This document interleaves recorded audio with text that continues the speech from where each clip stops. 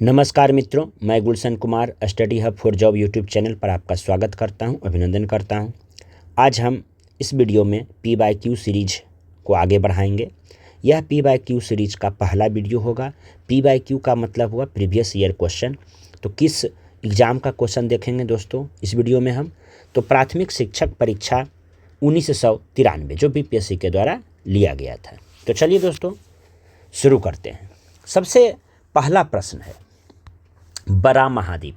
विश्व का सबसे बड़ा महाद्वीप क्या है?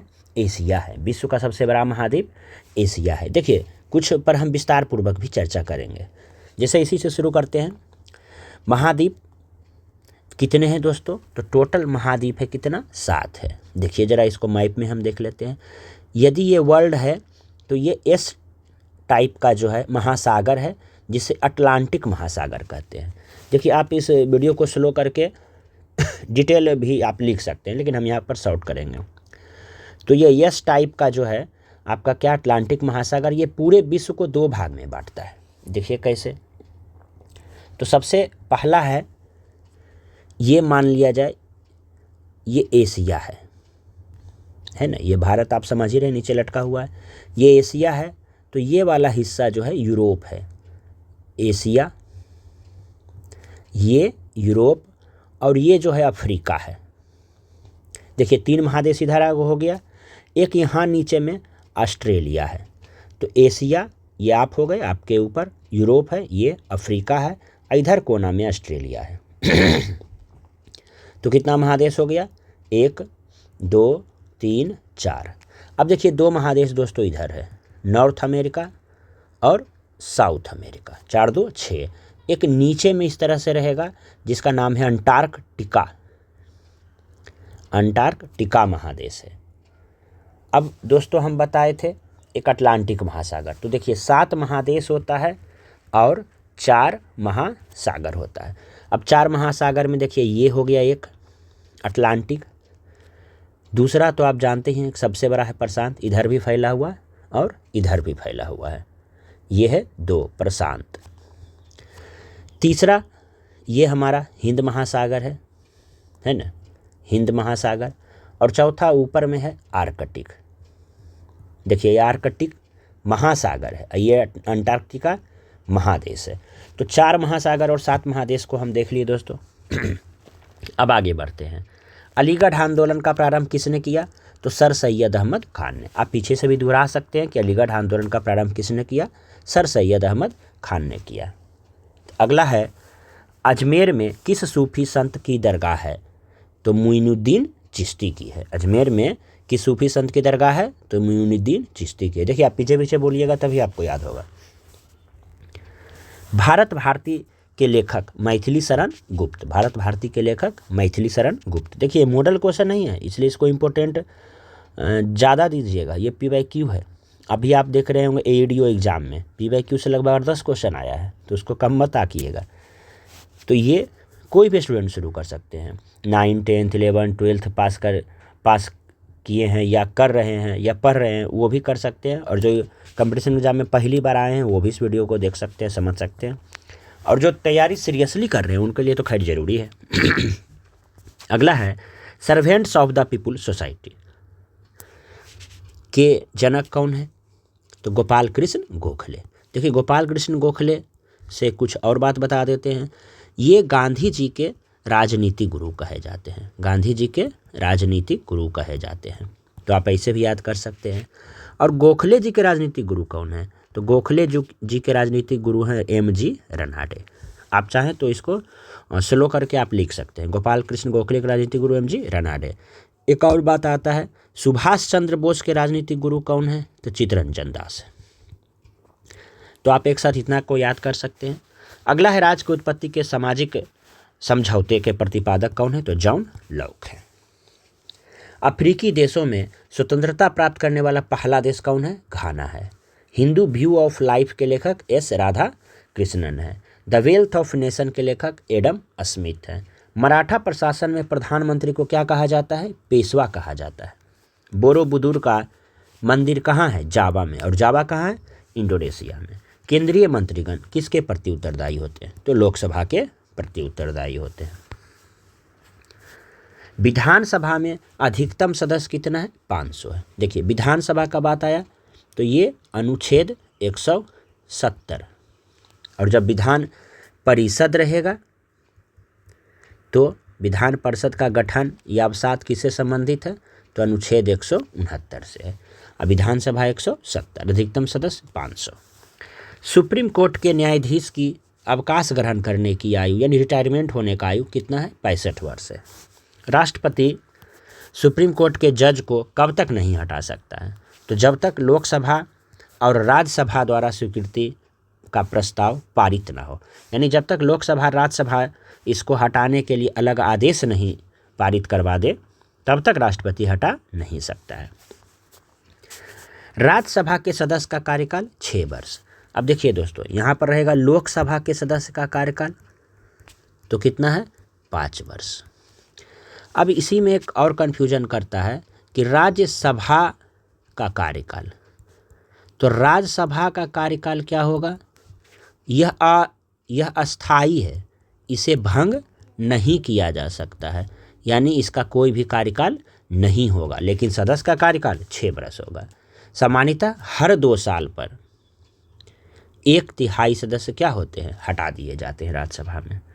तो एक क्वेश्चन के साथ साथ देखिए हम आपको 2-3 क्वेश्चन बता दिए हैं।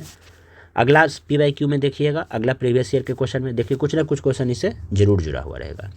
भारत गणराज्य कब हुआ? कब घोषणा हुआ? तो 26 जनवरी 1950 को। और आज़ाद कब हुआ? 15 अगस्त 1947 को। पानीपत का तीसरा युद्ध 1761 ईस्वी। दिल्ली भारत की राजधानी कब बनी? तो दिसंबर 1911 में। देखिए अब इसका थोड़ा स्टोरी सुन लीजिए।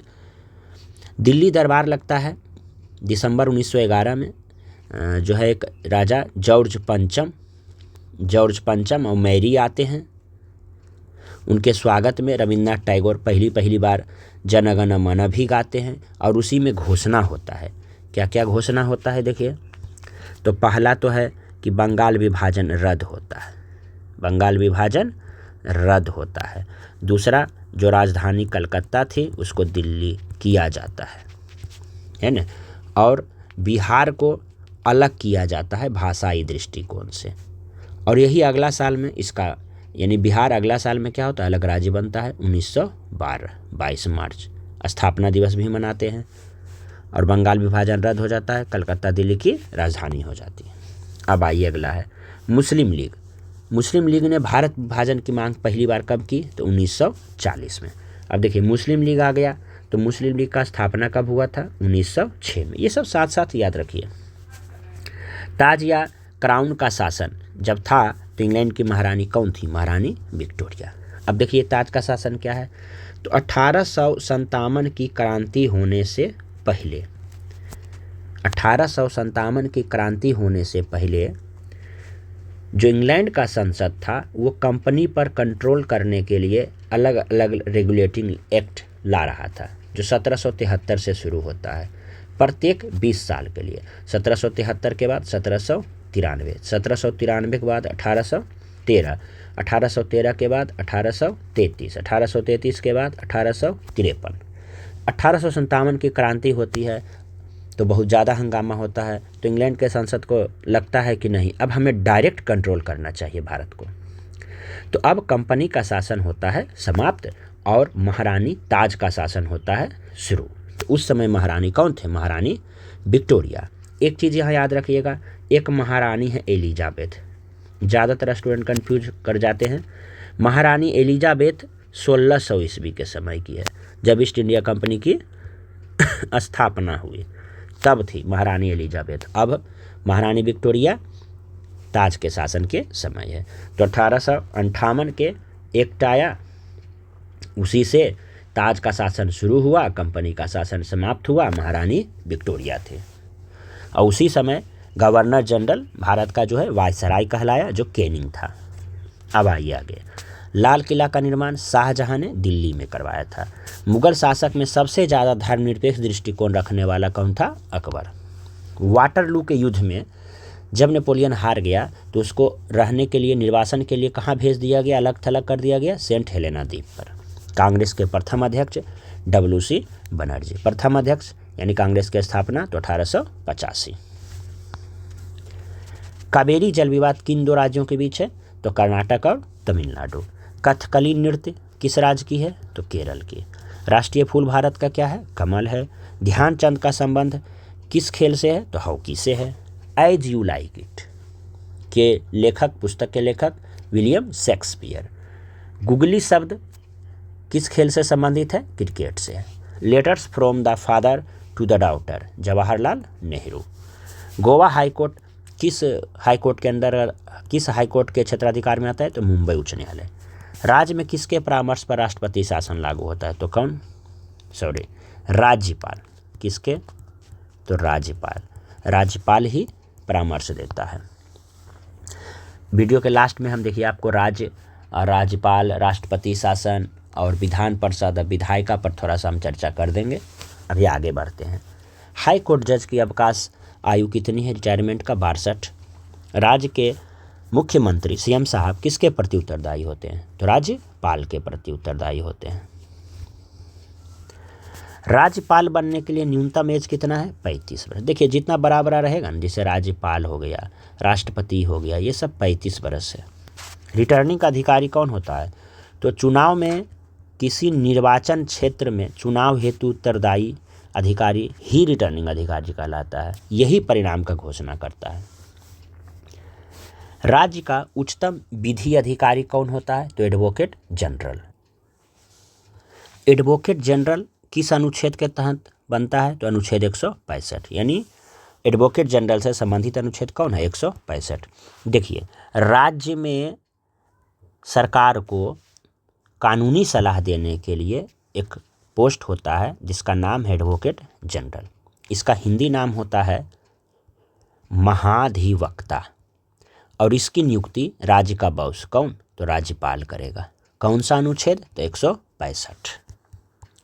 अब आइए देश में, तो राष्ट्र यानी देश यानी केंद्र सरकार को कानूनी सलाह देने के लिए एक पोस्ट है जिसका नाम है महान्यायवादी, जिसे अंग्रेजी में कहते हैं अटॉर्नी जनरल। ये कौन सा अनुच्छेद है? 76। और इसको नियुक्ति कौन करता है? राष्ट्रपति। तो ये सब क्वेश्चन बार बार आता है। तो एक हो गया एडवोकेट जनरल, अनुच्छेद 165 के तहत राज्यपाल नियुक्ति करता है, इसका हिंदी महाधिवक्ता होता है और यह राज्य सरकार को सलाह देता है। दूसरा है महान्यायवादी, इसका अंग्रेजी अटॉर्नी जनरल होता है, इसकी नियुक्ति अनुच्छेद 176 के तहत 76 के तहत कौन करता है? राष्ट्रपति करता है। ये केंद्र सरकार को सलाह देता है। अगला क्वेश्चन है, शिक्षा को राज्य सूची से समवर्ती सूची में हस्तांतरित किस संशोधन के तहत किया गया? तो 42वां संशोधन 1976। देखिए शिक्षा के साथ साथ जनसंख्या को भी किया गया था और वन को भी किया गया था, तीनों है। योजना आयोग का प्रधान कौन होता है? पीएम। अब इसके जगह आ गया है नीति आयोग। तीसरा पंचवर्षीय योजना 1961 से शुरू हुआ। सहकारिता समिति अधिनियम कब पारित हुआ पहली बार? तो 1904 में हुआ। भारत का अन्न भंडार किसे कहा जाता है? पंजाब को कहा जाता है। औद्योगिक क्रांति प्रारंभ कहाँ हुई सबसे पहली बार? इंग्लैंड में हुई। प्रतिभूति घोटाले की जांच के लिए जो समिति बना था उसका अध्यक्ष कौन थे? रामनिवास मिर्धा।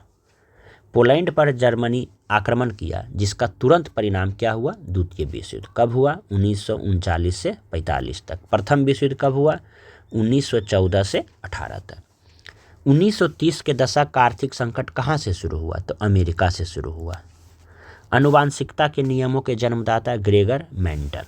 पौधों के मुख्य प्रकाश संश्लेषी अंग पत्ती। देखिए इसी से एक और आता है क्वेश्चन, क्लोरोफिल, इसी से रिलेटेड है। कॉफ़ी का सबसे बड़ा उत्पादक देश ब्राज़ील है। महाबलीपुरम के मंदिर का निर्माण पल्लव ने किया। नीदरलैंड की मुद्रा यूरो है। अब विश्व जनसंख्या दिवस 11 जुलाई है। खगोलीय पिंड संबंधी ज्ञान को क्या कहते हैं? खगोल विज्ञान। गीता सेठी का संबंध किस खेल से है? बिलियर्ड से है। क्रिकेट का आरंभ किस देश से हुआ? इंग्लैंड से हुआ। कोणार्क मंदिर किस देवता को समर्पित है? सूर्य देवता को। हरगोविंद खुराना को किस क्षेत्र में नोबेल पुरस्कार मिला? तो बायोलॉजी में मिला। किस में मिला? बायोलॉजी में। अगला है विजय घाट समाधि स्थल किसकी है? लाल बहादुर शास्त्री की समाधि स्थल है। कहाँ है? तो दिल्ली में है। अगला है प्रथम महिला राज्यपाल भारत के किसी भी राज्य की, तो सरोजनी नायडू। अमुक विधेयक धन विधेयक, यानी कौन सा विधेयक धन विधेयक है या नहीं है, इसका निर्णय कौन लेता है? लोकसभा का अध्यक्ष लेता है। एशियन खेल 1982 कहाँ हुआ? दिल्ली में। बरौनी ताप बिजली घर कहाँ है? बिहार में। प्रथम बोलने वाला चलचित्र आलम आरा है। और गांधी फिल्म में कस्तूरबा गांधी का रोल किसने निभाया? तो रोहिणी हंटगरे ने। देखिए, अब इसमें बहुत सारा करंट अफेयर्स पूछा गया था जिसको हमने साइड कर दिया। तो दोस्तों, ये था आपका 1993 का टीचर का क्वेश्चन। और आप ये देख रहे हैं study hub for job YouTube channel में। मैं गुलशन कुमार हूँ। कुछ इस पर थोड़ा सा ज़्यादा चर्चा कर लेते हैं। हर बार हम PYQ में एक एक पॉइंट थोड़ा ज़्यादा बता देंगे। तो चलिए दोस्तों, जैसे बार बार आप देख रहे थे लोकसभा, राज्यसभा, राज्यपाल, ये सब आ रहा था, तो इस पर थोड़ा सा हम एक नज़र डालते हैं। एक होता है संसद। अब आप संसद का नाम सुने होंगे दोस्तों। संसद क्या है? संसद भवन है। कहाँ है? दिल्ली में है। यहाँ बैठक होता है। क्या होता है? बैठक। किसका? तो सभा का। कौन सभा? तो लोकसभा और राज्यसभा का। अब लोकसभा को हम लोग अपर हाउस कहते हैं, लोअर हाउस कहते हैं, निम्न सदन। और राज्यसभा को अपर हाउस कहते हैं, उच्च सदन।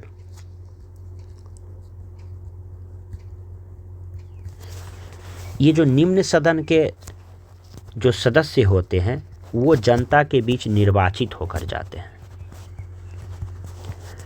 निर्वाचित होते हैं कहाँ से? जनता से, जनता के द्वारा। इसीलिए ये ज़्यादा पॉपुलर है। इसीलिए ये क्या है? निम्न सदन ज़्यादा पॉपुलर है। कहेगा सर्वाधिक लोकप्रिय सदन कौन है? तो लोकसभा है। और इसीलिए इसका पावर राज्यसभा से क्या होता है? थोड़ा ज़्यादा होता है, पावरफुल है।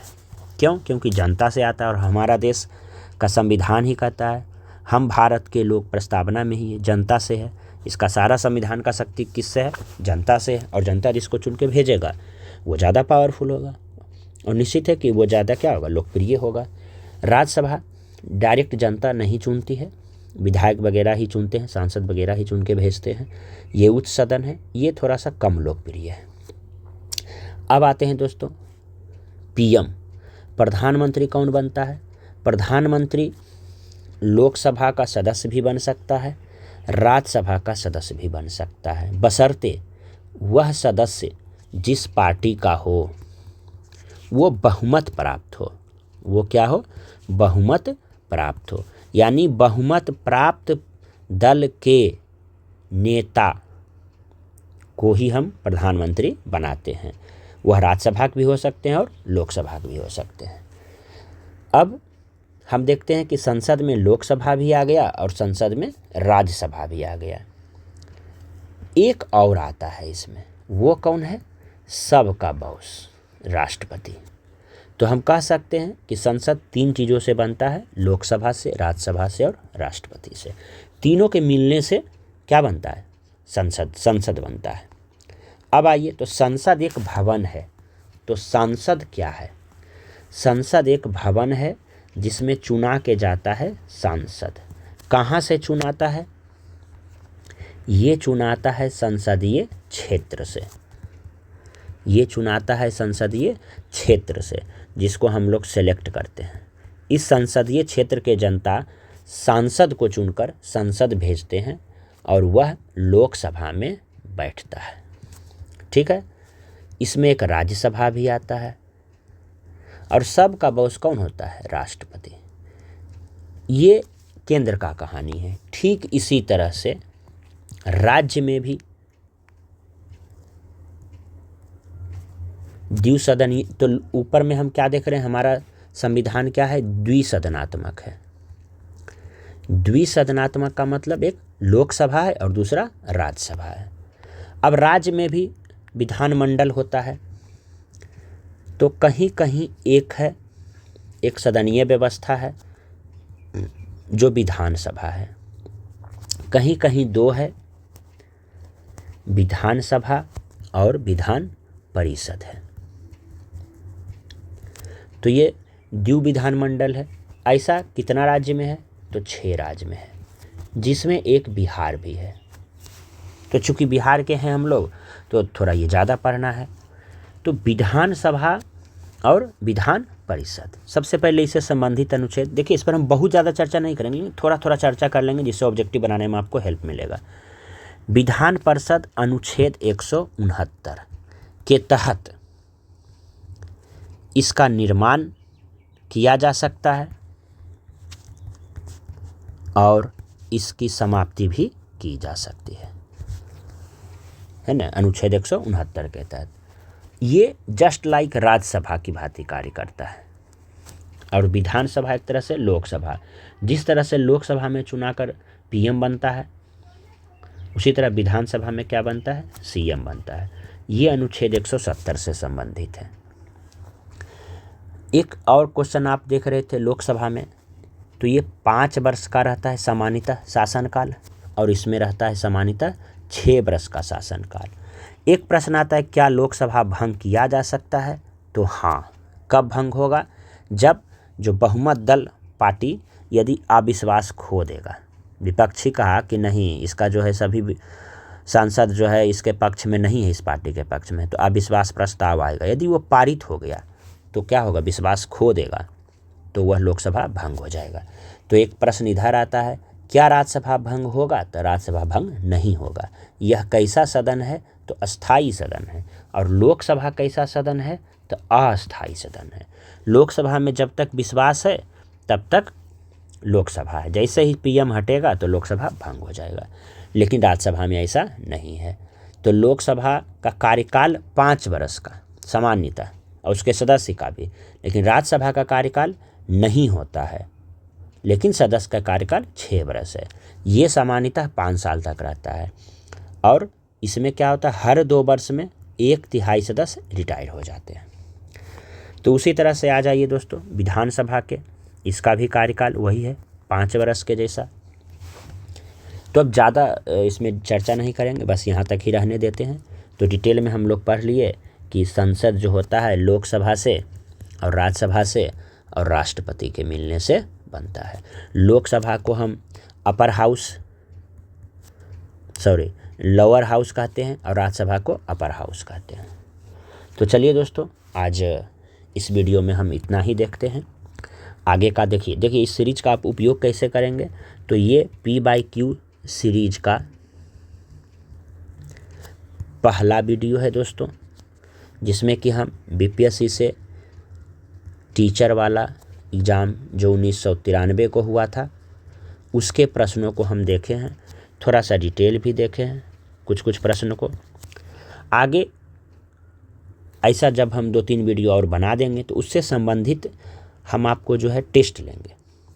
क्वेश्चन का PDF स्क्रीन पर रख देंगे, आप उसको स्क्रीन से फ़ोटो ले लीजिएगा, उसको बनाइएगा, फिर हम उसको सोल्व भी कर देंगे।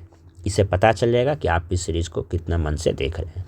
और बार बार जो एग्ज़ाम में क्वेश्चन आता है जो इसमें आप कन्फ्यूज करते हैं, वो कन्फ्यूजन समाप्त हो जाएगा धीरे धीरे। तो अगला वीडियो में हम दोस्तों फिर मिलते हैं। ये P/Q सीरीज़ का वीडियो है। अगला वीडियो टेस्ट का आ सकता है। उसके बाद जो है सब्जेक्ट रिलेटेड, हर सब्जेक्ट से अलग अलग टॉपिक रिलेटेड वीडियो आएगा। फिर उसका भी टेस्ट का वीडियो आएगा। फिर हम लोग मैथ का अगला वीडियो आएगा जो टाइप बेस्ड रहेगा, टाइप 1, टाइप 2, टाइप 3। फिर कुछ सेट का भी वीडियो रह सकता है, सेट से रिलेटेड क्वेश्चन का 50-50 का हम लोग एक सेट रखेंगे। तो इस तरह से दोस्तों हम अपना कंपटीशन एग्ज़ाम को पास करने का जो है प्रयास करेंगे। इसमें हम आपका भरपूर सहयोग करेंगे। तब तक आप इस चैनल को थोड़ा सब्सक्राइब भी कर लीजिए, शेयर भी कर लीजिए, पसंद आए तो लाइक भी कर लीजिए, और कुछ ख़राब लगे तो कमेंट भी कीजिए। ऐसे अच्छा लगता है तो कमेंट नहीं ही करते हैं कुछ लोग, तो अच्छा में भी कुछ लोग कर दीजिएगा। इतना देर सुनने के लिए बहुत बहुत धन्यवाद। फिर मिलते हैं।